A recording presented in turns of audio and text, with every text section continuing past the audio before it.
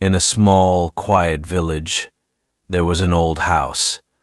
This house was not like the others. It was dark, with broken windows and doors that creaked. But in this house lived a woman named Mrs. Harper.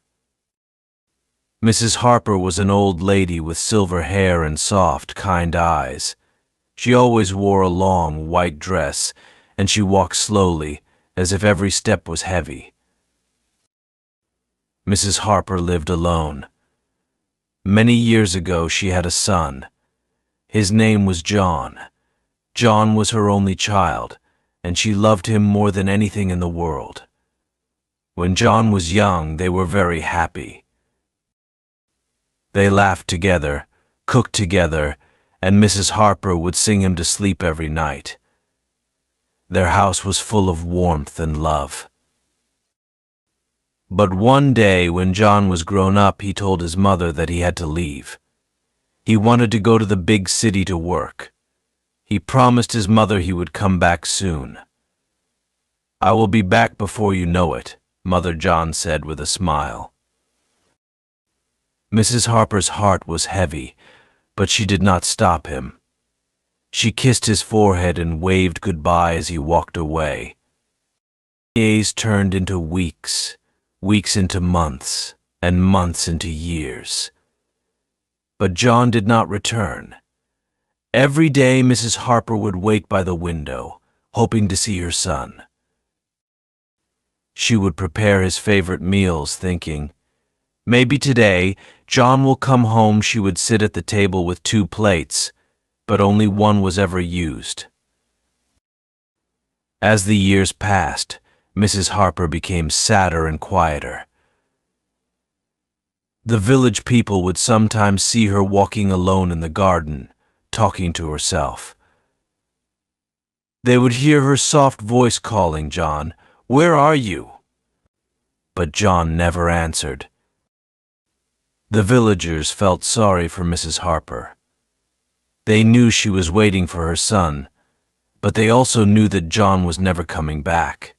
Some said he had forgotten about his mother, that he had a new life in the city. Others whispered that something terrible had happened to him, but no one knew for sure. One cold winter night, a strange thing happened. The villagers saw a light in Mrs. Harper's old house. It was not just any light, but a soft, glowing light that seemed to come from the very walls. They were surprised because Mrs. Harper never used candles. She was always careful with fire. The next morning the light was still there. It was as if the house was alive. The villagers were scared, but they were also curious.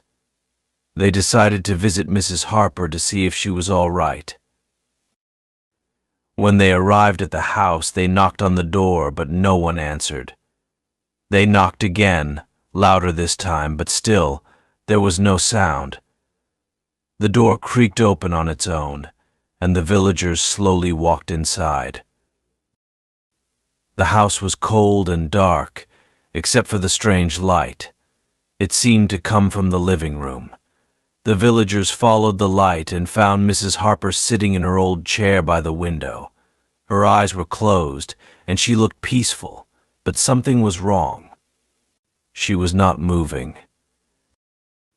One of the villagers touched her hand, and it was cold as ice. They realized that Mrs. Harper was gone. She had passed away, sitting in her chair, waiting for her son. The villagers were sad, but they were also relieved that she was no longer suffering. They decided to give her a proper burial and let her rest in peace. But the strange light did not go away. It stayed in the house, shining softly every night. The villagers did not understand why. They thought maybe it was a sign, or maybe Mrs. Harper's spirit was still there, waiting for her son. Time passed, and the story of Mrs. Harper became a legend in the village. People would talk about the old lady who waited for her son and the light that never went out. Some said they could hear her voice at night, calling for John. Others said they saw her shadow in the window, still looking out for him. One day, a man came to the village. He was tall, with dark hair and sad eyes. He looked tired, as if he had been traveling for a long time. The villagers watched him as he walked through the streets, asking about the old house. "Do you know Mrs. Harper?" he asked a villager. The villager looked at him closely and realized who he was. "Are you John?" the villager asked. The man nodded, tears filling his eyes. John had finally returned, but he was too late. The villagers told him what had happened, and John's heart broke. He went to the old house, where the light was still shining. He walked inside, and everything was just as his mother had left it.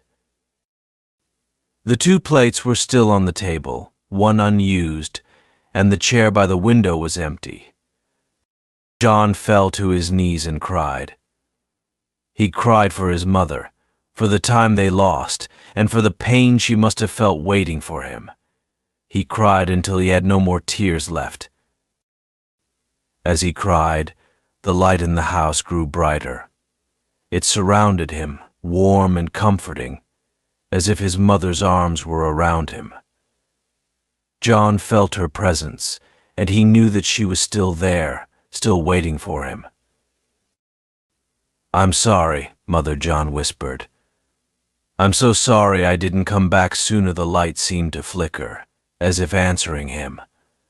John stayed in the house for many days, talking to his mother, telling her about his life in the city, and how much he missed her. Finally, one night, the light started to fade. John knew that his mother was finally at peace. She had waited for him, and now she could rest. The next morning, the light was gone, and the house was just an old, empty house again. John left the village, but he carried his mother's love with him. He never forgot her, and he knew that she was always with him, watching over him.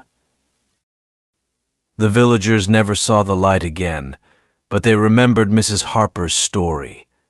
They knew that love was stronger than anything, even death, and they knew that Mrs. Harper and her son were finally together, in a place where they could never be apart again. Sometimes we wait for someone we love, not knowing that they are always with us, even if we can't see them.